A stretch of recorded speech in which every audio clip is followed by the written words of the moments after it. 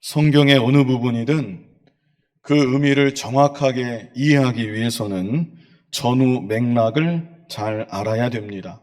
특별히 오늘 본문의 경우는 더더욱 그렇습니다. 오늘 본문 바로 앞에 17절을 보면 선을 행함으로 고난받는 것이 하나님의 뜻일진데 악을 행함으로 고난받는 것보다 나으니라. 우리가 지난 주일에 적대적인 세상 속에서 이런 제목으로 말씀을 보았는데, 적대적인 세상 속에서 그럼에도 성도는 악을 악으로 갚지 말고 끝까지 선을 행함으로 고난받아야 한다. 그것이 하나님의 뜻이다. 이렇게 매듭을 지으면서 17절에 마무리했던 것입니다. 그리고 바로 이어지는 오늘 본문 18절에서 우리말로는 굳이 번역하지 않았지만 여기 왜냐하면 이런 말이 원문에는 제일 앞에 있습니다. 그래서 왜냐하면 그리스도께서도 단번에 죄를 위하여 죽으사, 이렇게 문장이 연결이 되는 것입니다.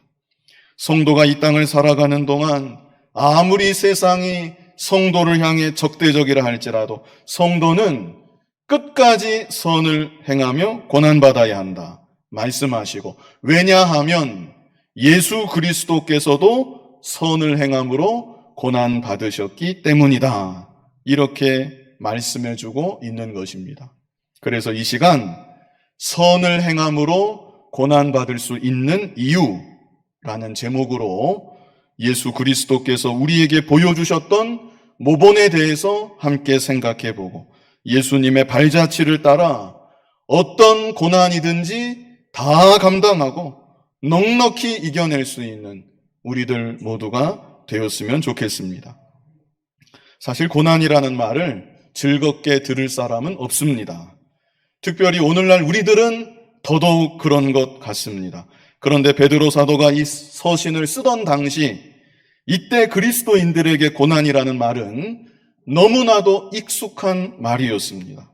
신앙과 고난은 뗄래야 뗄 수 없는 관계이다, 이렇게까지 말할 수 있는 상황이었습니다.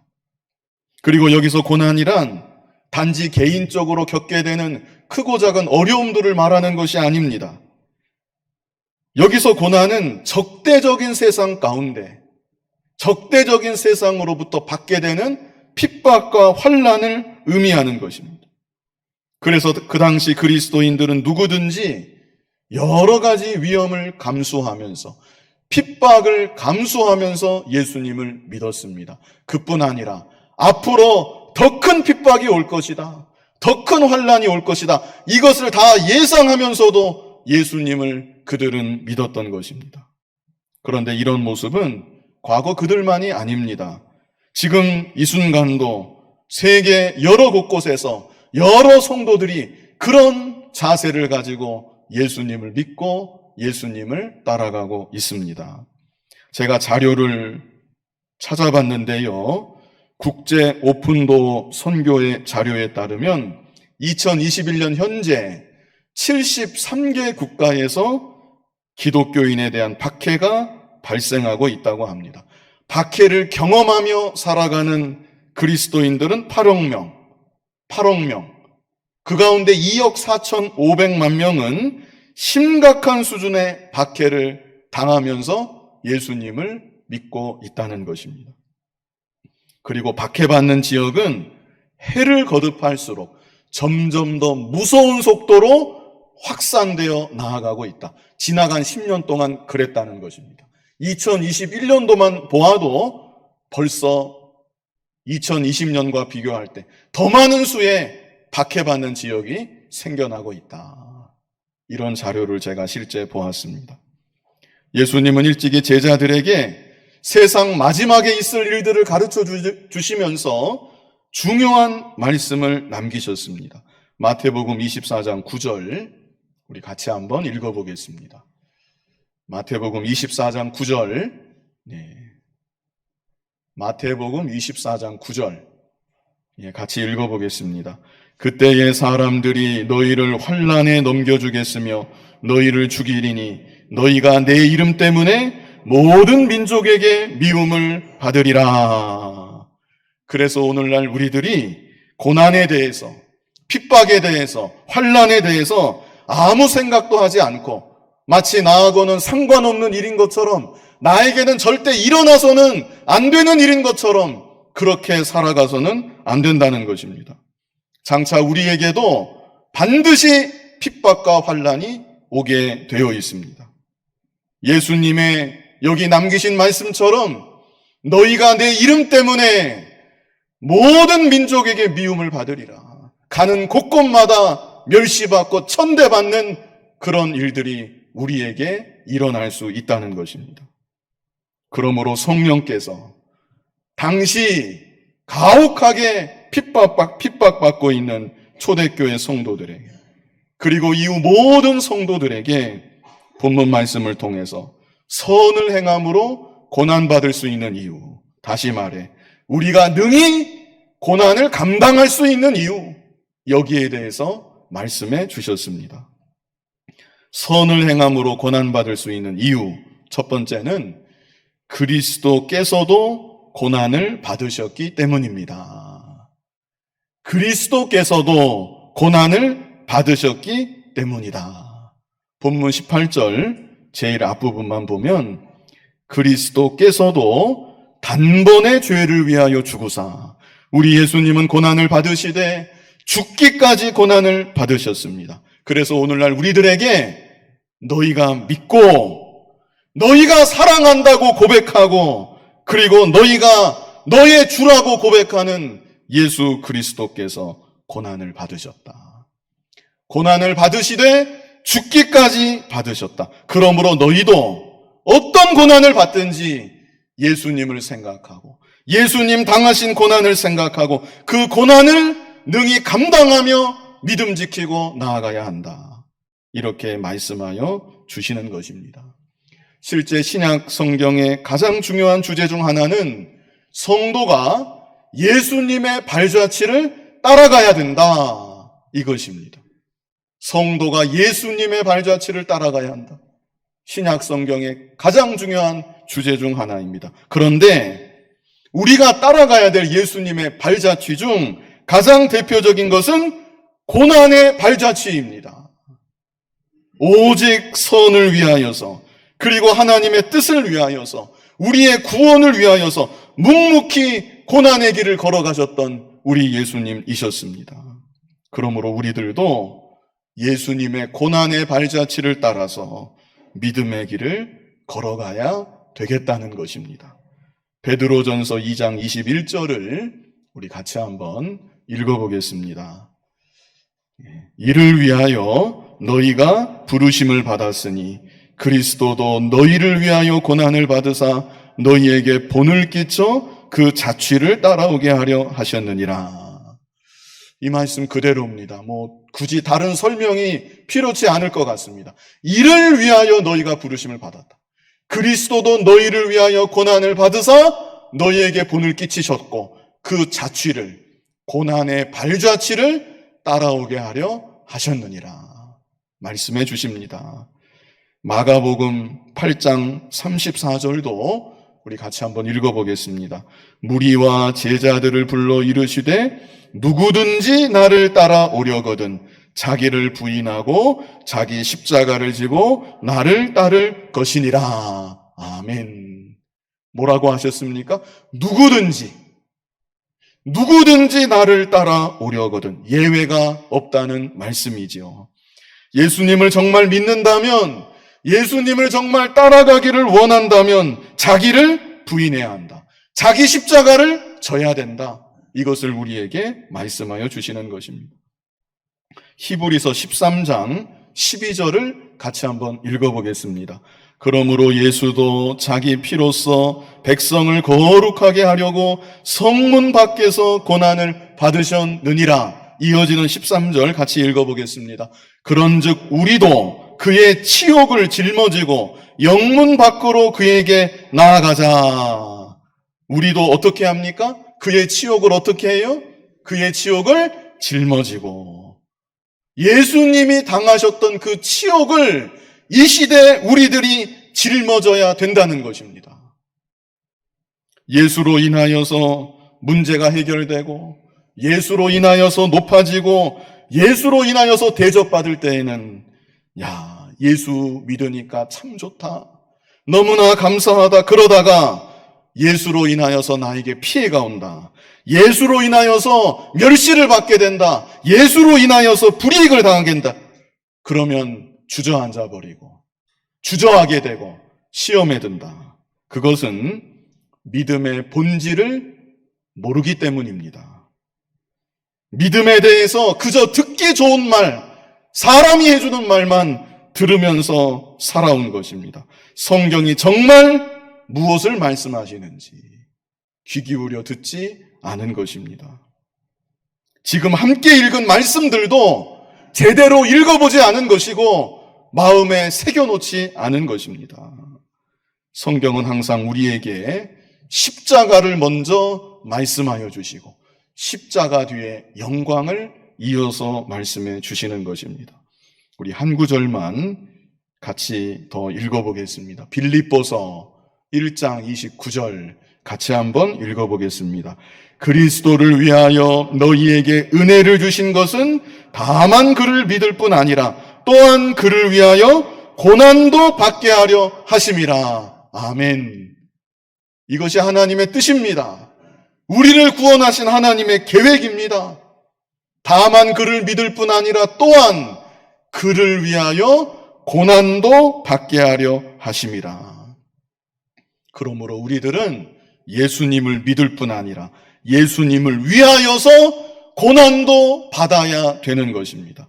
예수의 이름 때문에 세상에서 멸시도 받아봐야 되고 조롱도 받아봐야 되고 핍박도 받아봐야 된다는 것입니다. 그것이 하나님의 뜻입니다. 선을 행함으로 고난받을 수 있는 이유, 가장 첫째는 그리스도께서도 고난을 받으셨기 때문입니다. 우리가 믿고 사랑하는 예수 그리스도, 내가 나의 주라고 고백하는 예수 그리스도, 아무 죄가 없으신 예수 그리스도께서, 가장 진실하시고 가장 거룩하신 예수 그리스도께서 이 땅에 계시는 동안 고난을 받으셨습니다. 그러므로 우리들도 이 땅에서 내가 고난 받는 거, 그거 이상하게 생각하지 말고 마땅하게 여기고 예수님의 발자취를 따라서 무슨 고난이든지 넉넉히 감당하며 믿음으로 이기며 나아가야 되는 것입니다. 다음으로 두 번째, 선을 행함으로 고난받을 수 있는 이유, 그리스도의 십자가 대속으로 우리를 하나님께로 인도해 주셨기 때문입니다. 말은 좀 길지만 이해하기 어렵지 않으십니다. 그리스도의 십자가 대속으로 우리를 하나님께로 인도해 주셨기 때문이다. 다시 말하면 우리는 지금 하나님의 사랑하심과 보호하심과 인도하심 가운데 살아가고 있다는 것입니다. 그렇게 잠시 나그네의 삶을 지나가고 나면 영원한 본향 천국이 우리를 기다리고 있는 것입니다. 그러므로 잠시 이 땅을 살아가는 동안 어떤 고난을 당하든지 능히 감당할 수 있다는 것입니다. 본문 18절 우리 같이 한번 읽어보겠습니다. 그리스도께서도 단번에 죄를 위하여 죽으사 의인으로서 불의한 자를 대신하셨으니 이는 우리를 하나님 앞으로 인도하려 하심이라. 육체로는 죽임을 당하시고 영으로는 살리심을 받으셨으니. 자, 여기서 제가 또한 말씀드리고 싶은 것이 몇 가지 있습니다. 아주 중요한 내용인데요. 먼저는 그리스도께서 죄를 위하여 죽으셨다는 것입니다. 그리스도께서 죄를 위하여 죽으셨다. 인간의 가장 큰 문제는 죄입니다. 죄 때문에 하나님과 단절되는 것이고, 죄 때문에 마귀의 종으로 일생 사는 것이고, 죄 때문에 죽는 것이고, 죄 때문에 지옥에 가서 영원토록 형벌을 받는 것입니다. 그러므로 모든 인간에게 가장 시급한 문제는 죄의 문제를 해결하는 것입니다. 당장 이 세상에서 잘 먹고 잘 살고 즐기면서 사는 것, 그것은 부차적인 문제입니다. 죄의 문제를 해결하지 못한 인생은 일생토록 마귀의 종으로 살다가 죽어서 지옥에 가는 것이고 지옥에서 영원토록 형벌을 당하는 것입니다. 그런데 예수님께서 우리의 죄를 위하여 죽으셨습니다. 우리의 죄의 문제가 해결될 수 있도록 예수님께서 길을 열어 주신 것입니다. 다음으로 또 중요한 것은 그리스도께서 불의한 자를 대신하여 죽으셨다는 것입니다. 그리스도께서 불의한 자를 대신하여 죽으셨다. 이것을 가리켜서 신학적인 용어로 구속 혹은 대속이라고 합니다. 대속. 죄 없으신 예수님이 우리를 대신하여 죽어주신 것입니다. 우리가 죽어야 되고 우리가 멸망받아야 되는데 그 형벌을 예수님께서 대신 다 받아주신 것입니다. 마지막으로 그리스도께서 단번에 우리의 죄를 대속하셨습니다. 그리스도께서 단번에 우리의 죄를 대속하셨다. 구약시대 이스라엘 백성들이 하나님께 끊임없이 제물을 바치며 제사했습니다. 자기들이 짓는 죄를 씻음받기 위해 수없이 많은 생축들, 소들, 양들, 비둘기들 대신 죽여서 제물을 바쳤던 것입니다. 그러나 예수님은 죄 없으신 자신의 거룩한 몸을 속죄 제물로 단번에 우리의 죄를 대속하여 주신 것입니다. 세 가지를 말씀드렸습니다. 그리스도께서 죄를 위하여 죽으셨다. 그리스도께서 불의한 자를 대신하여 죽으셨다. 그리스도께서 단번에 우리의 죄를 대속하셨다. 죄를 위하여 죽으셨고 대신하여 죽으셨고 단번에 우리의 죄를 담당하여 주셨다. 그러므로 누구든지 예수 그리스도를 믿는 자는 모든 죄를 용서받고 하나님께로 인도함을 받습니다. 더 이상 하나님과 단절된 삶이 아니라 마귀의 종된 삶이 아니라 하나님의 자녀로서 하나님의 사랑하심, 하나님의 보호하심, 하나님의 인도하심을 받고 그렇게 이 세상을 살다가 아버지가 계신 영원한 본향 천국에서 영원토록 복락을 누리게 되는 것입니다. 이것이 바로 성도의 가장 큰 위로이고 가장 큰 소망입니다. 나는 예수 그리스도를 믿음으로 죄사함을 받았습니다. 나는 이제 하나님의 자녀로 살아갑니다. 하나님의 사랑하심, 보호하심, 인도하심이 나의 삶 가운데 있습니다. 그리고 나는 장차 영원한 본향 천국에 들어가서 영원토록 복락을 누리게 됩니다. 이 소망을 가지고 어떤 고난을 이 땅에서 받든지 하나님의 은혜 가운데 위로받으시고 모든 고난들을 넉넉히 이기며 나아갈 수 있는 여러분들이 다 되시기를 바랍니다. 다음으로 볼 것은 19절로 20절 말씀인데요. 이 구절은 난해한 구절 중 하나입니다. 여러 가지 해석이 난무하는 신약 성경의 대표적인 난해 구절 중 하나입니다. 제가 그 다양한 해석들을 이 시간 전부 소개할 수는 없습니다. 다만 바람직한 해석 한 가지만 말씀을 드리겠습니다. 자, 먼저 19절로 20절 무슨 말씀인지 우리 같이 한번 읽어보겠습니다. 그가 또한 영으로 가서 옥에 있는 영들에게 선포하시니라. 그들은 전에 노아의 날 방주를 준비할 동안 하나님이 오래 참고 기다리실 때에 복종하지 아니하던 자들이라. 방주에서 물로 말미암아 구원을 얻은 자가 몇 명뿐이니 겨우 8명이라. 자, 이 두 구절이 무슨 뜻인가? 자, 19절에 그가는 예수 그리스도를 말합니다. 예수 그리스도께서 영으로 가서 옥에 있는 영들에게 선포하셨다. 여기서 옥은 지옥을 말합니다. 그래서 어떤 사람들은 예수 그리스도께서 십자가에서 죽으시고 잠깐 지옥에 가셨다. 지옥에 가셔서 그곳에 있는 영들에게 예수님 십자가 대속에 대한 진리를 선포하셨다. 이렇게 해석을 합니다. 그러나 우리는 그게 아니라 과거 구약시대 예수 그리스도께서 영으로 선지자들과 함께 계셨다. 예수 그리스도께서 영으로 구약의 선지자들과 함께 계셨고 선지자의 입을 통하여서 지금 지옥에 있는 영혼들에게도 진리를 일찍이 선포하셨다. 우리는 이렇게 해석을 합니다. 그런데 그들 중에 구약시대 예수 그리스도의 십자가 대속에 대한 진리를 다 들었지만 대다수가 그 진리를 믿지 않아서 지금 지옥에 있다는 것으로 우리는 이해합니다. 이렇게 해석하는 가장 강력한 근거는 베드로전서 1장 10절과 11절에 있습니다.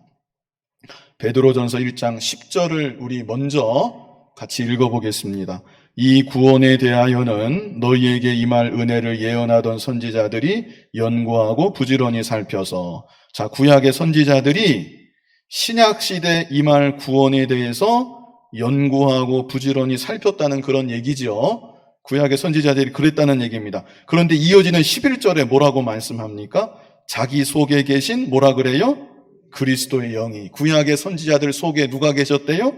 그리스도의 영이 계셨다. 그래서 그 받으실 고난과 후에 받으실 영광을 미리 증언하셨다. 이 얼마나 강력한 근거입니까? 베드로 사도가 벌써 이 말씀을 한 일이 있습니다. 과거 구약시대 선지자들 속에 그리스도의 영이 계셨다. 그래서 그리스도의 영이 선지자들의 입을 통해서 장차 십자가 고난, 부활과 영광에 대해서 미리 선포하셨다. 오늘 본문 19절과 정확하게 일맥상통합니다. 본문 19절을 다시 보세요. 그가 또한 영으로 가서 옥에 있는 영들에게 선포하시니라. 우리말은 이게 과거 사건이니까 선포하시니라 그랬는데 정확하게 직역하면 선포하셨다입니다. 그렇게 직역을 하는 게 맞습니다. 예수 그리스도께서 구약시대 선지자들 안에 영으로 계셔서 지금 지옥에 있는 영혼들에게도 진리를 선포하셨다. 이 말씀을 하는 것이죠. 그들은 누구인가? 대표적으로 그들이 누구인가? 20절 같이 한번 읽어보겠습니다. 그들은 전에 노아의 날 방주를 준비할 동안 하나님이 오래 참고 기다리실 때에 복종하지 아니하던 자들이라. 방주에서 물로 말미암아 구원을 얻은 자가 몇 명뿐이니 겨우 8명이라. 노아 시대 때, 그때도 그리스도께서 영으로 선지자 속에 계셨고 그리스도께서 진리를 선포하셨지만 노아 시대 그 많은 사람들이 믿지 않고 구원받지 못했다. 이 사실을 말씀하는 것입니다. 이것을 통해서 우리가 무엇을 더 생각해야 되는가? 예수 그리스도께서 구약의 선지자들 입을 통하여서 예수 그리스도의 대속의 진리를 친히 선포하여 주셨지만 그 진리를 듣고 믿은 사람은 많다는 얘기입니까? 적다는 얘기입니까? 적다는 얘기를 지금 하고 있는 것입니다. 노아 시대는 단지 몇 명만 믿었습니까? 20절 끝에 겨우 8명이라. 노아와 그의 식구들 8명만 대속의 진리를 듣고 믿어서 구원받았다. 이 사실을 말씀하여 주시는 것입니다. 그렇다면 노아 시대 이 8명은 어떻게 살았을까요? 그 적은 무리가 다수의 불신자들 속에서 적대적인 세상 속에서 고난을 받고 방주 짓는다고 조롱을 받으면서 믿음을 지키고 살아갔던 것입니다. 그러나 그 결과 8명만 구원을 받고 나머지는 다 멸망하고 말았다. 베드로 사도가 이것을 역사의 예로 들어서 중간에 말씀하여 주십니다. 그러므로 초대교회 때도 그리고 지금 이 시대도 예수님의 대속의 진리를 참으로 믿는 사람, 참으로 믿고 구원받는 사람은 결코 많지 않다. 절대 다수는 노아의 때와 같이 먹고 마시고 시집가고 장가가고 집을 짓고 온통 그 일에만 집중하면서 살아가고 예수를 위하여 당하는 고난과는 전혀 상관없는 삶을 살아가게 된다는 것입니다. 그러다가 결국 심판받고 멸망당하게 된다. 그러므로 우리들은 적은 물이라고 두려워하지 말고 불신 세상의 거대한 물결과 흐름 속에 위축되지 말고 하나님의 자녀로 고난 가운데도 끝까지 믿음을 지키며 나아가야 되는 것입니다. 이제 이어지는 21절에는 노아 홍수의 물을 우리가 받는 세례와 연결지어서 추가적인 말씀을 주십니다. 이 21절도 이해하기가 그렇게 쉬운 구절은 아닙니다. 21절 같이 한번 읽어보겠습니다. 물은 예수 그리스도께서 부활하심으로 말미암아 이제 너희를 구원하는 편이 곧 세례라. 이는 육체의 더러운 것을 제하여 버림이 아니요 하나님을 향한 선한 양심의 간군이라. 노아 홍수 때 온 세상을 뒤덮었던 물은 믿지 않는 자들에게는 심판의 표요, 믿고 방주 안에 들어간 8명에게는 세상으로부터 구별해주는, 세상으로부터 오히려 구원받게 해주는 구원의 표였습니다. 마찬가지로 오늘날 교회에서 시행하는 세례는 신자와 불신자를 가르는 표라는 것입니다. 그런데 한 가지 잊지 마셔야 될 것은 세례 자체에 구원의 능력이 있는 것은 아니라는 것입니다. 믿지 않는 자가 세례만 받는다고 구원받게 되는 것은 아닌 것입니다. 반대로 믿었지만 혹 세례를 받지 못했다고 멸망받는 것도 아니라는 것입니다. 그래서 21절에 표라는 말을 사용한 것을 보게 됩니다. 중반부에 그랬지요. 너희를 구원하는 표니 이렇게 말씀했죠. 이것은 하나의 외부적인 표식이라는 것입니다. 구원받은 자를 나타내는 외부적인 표식이다. 이렇게 말씀한 것입니다. 그리고 후반절에도 이는 이렇게 시작을 하지요. 이는 육체의 더러운 것을 제하여 버림이 아니요. 이는 하는 것은 세례를 가리킵니다. 세례는 육체의 더러운 것을 제하여 버림이 아니요. 세례 자체가 육체의 더러운 것을 제하여 버리지는 않는다는 것입니다. 다만 세례는 무엇인가? 하나님을 향한 선한 양심의 간군이라. 이미 하나님을 믿었다는 것입니다. 하나님을 믿었고 하나님을 향한 선한 양심까지 가지고 있습니다.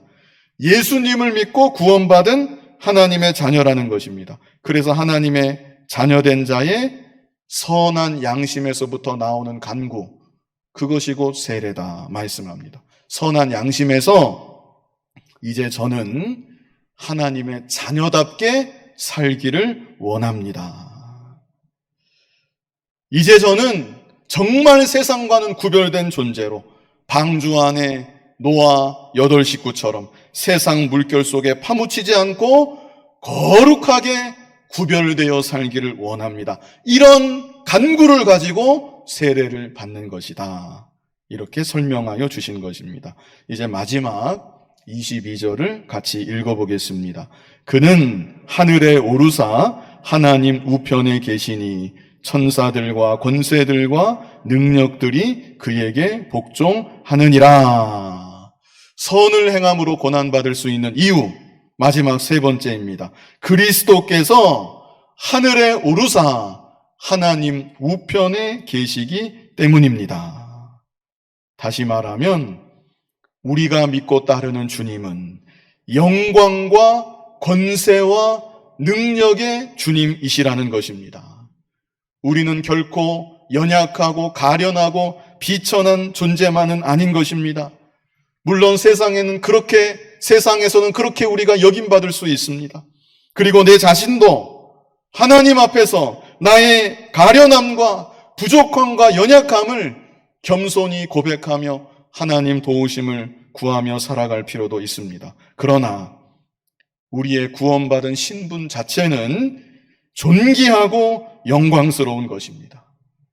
우리가 믿고 따르는 주님은 최고의 영광과 최고의 권세와 최고의 능력으로 이제도 만물을 다스리고 계시는 만왕의 왕이시라는 것입니다. 이 땅의 마귀가 여전히 역사함으로 성도들을 핍박하는 흉포한 세상 권세자들이 있을 수 있습니다.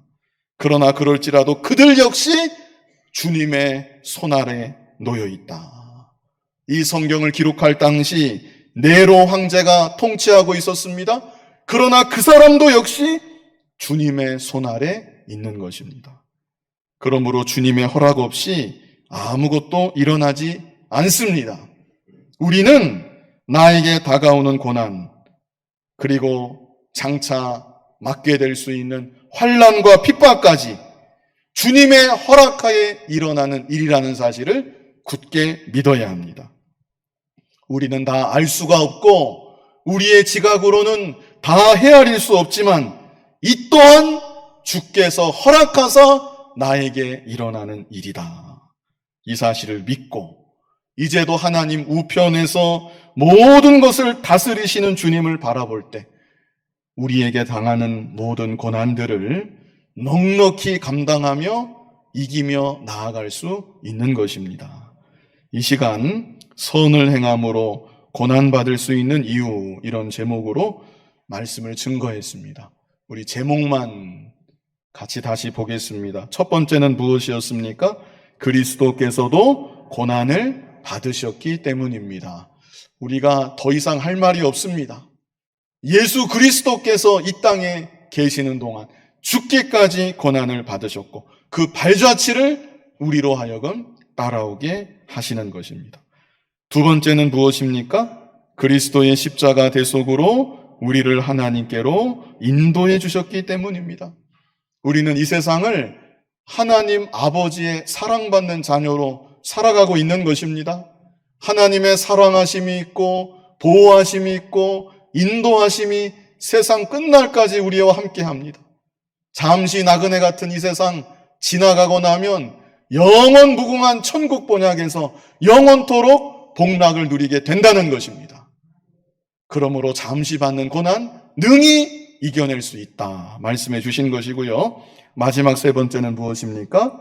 그리스도께서 하늘에 오르사 하나님 우편에 계시기 때문입니다.